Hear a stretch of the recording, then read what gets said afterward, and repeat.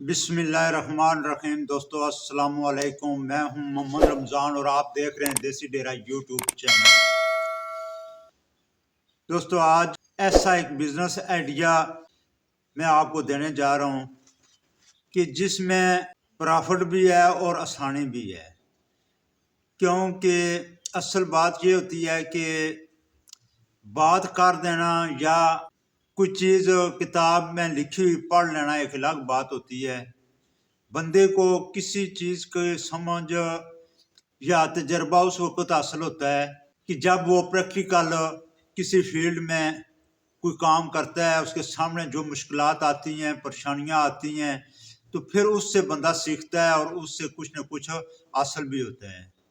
جیسے آج کل سردیوں کا موسم چل رہا ہے، دسمبر کا مہینہ اینڈ ہونے جا رہا ہے، جنوری شروع ہو رہا ہے، تو اس موسم میں خاص کر یہ جو دن جا رہے ہیں یہ شدید سردی کے ہیں۔ تو اصل میں یہ ہے کہ جو بزنس آئیڈیا میں آپ کو دینے جا رہا ہوں، اس کے لیے ہمیں پرانی روایات کو چھوڑنا پڑے گا۔ ہم لوگ کیا کرتے ہیں کہ زیادہ تر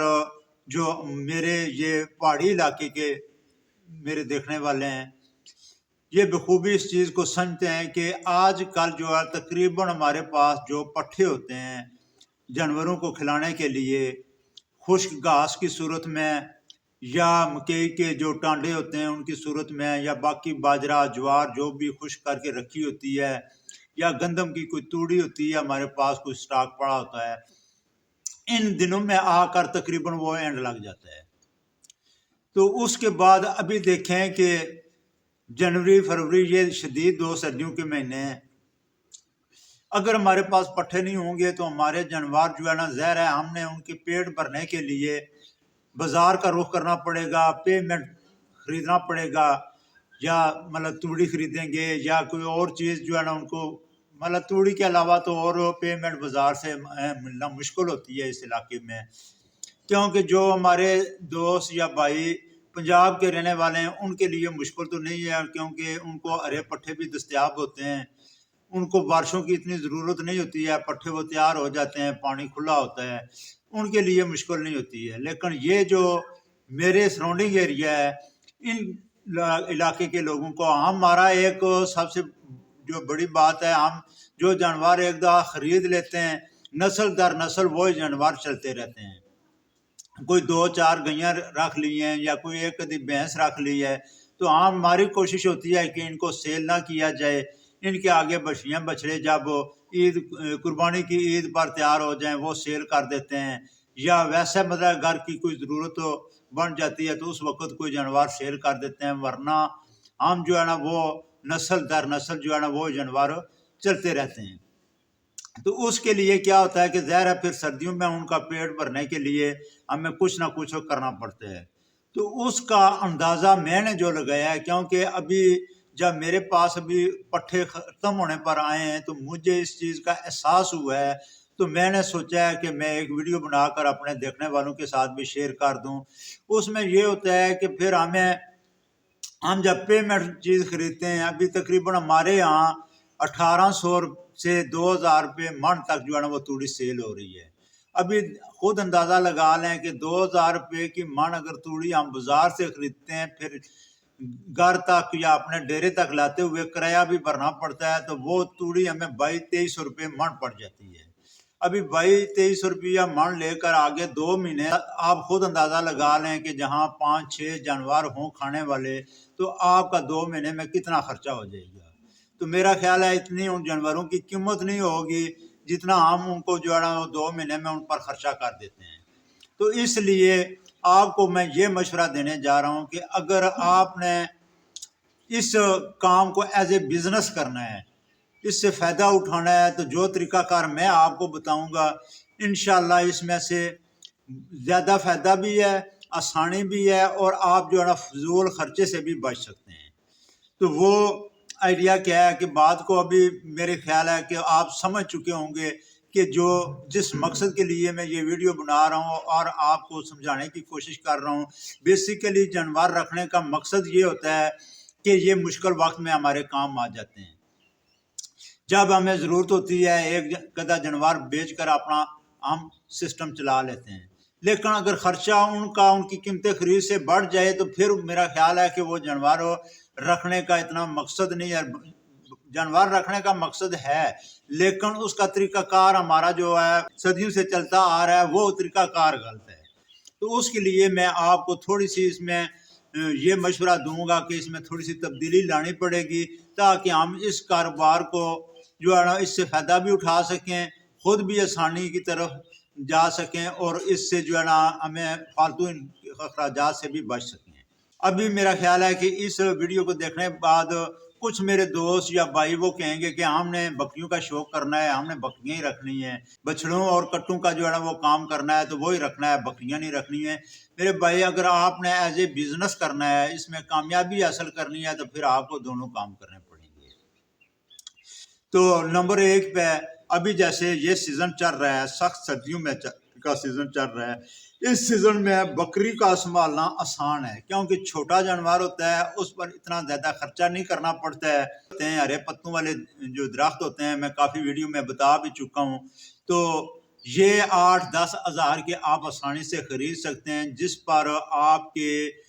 تقریباً 15 سے 20 جانور جو ہے نا بکریاں بکرے وہ آپ آسانی سے جو ہے نا یہ سردیوں کے 2-3 مہینے نکال سکتے ہیں. تو اس کے لیے آپ کو مشورہ میں یہی دوں گا کہ آئندہ کے لیے چلو آپ ابھی تو یہ سردیاں چل رہی ہیں, ابھی تو کچھ نہیں ہو سکتا ہے, لیکن اس سے آگے جو ہے نا آپ اس کی ایک روٹین بنا لیں, ایک پلان تیار کر لیں کہ آگے جو ہے نا قربانی کی عید آ رہی ہے, تقریباً مئی کے اینڈ پہ جو ہے نا وہ عید آ جائے گی. ابھی اگر ہم نے نومبر میں قربانی والے بکرے خرید لیں,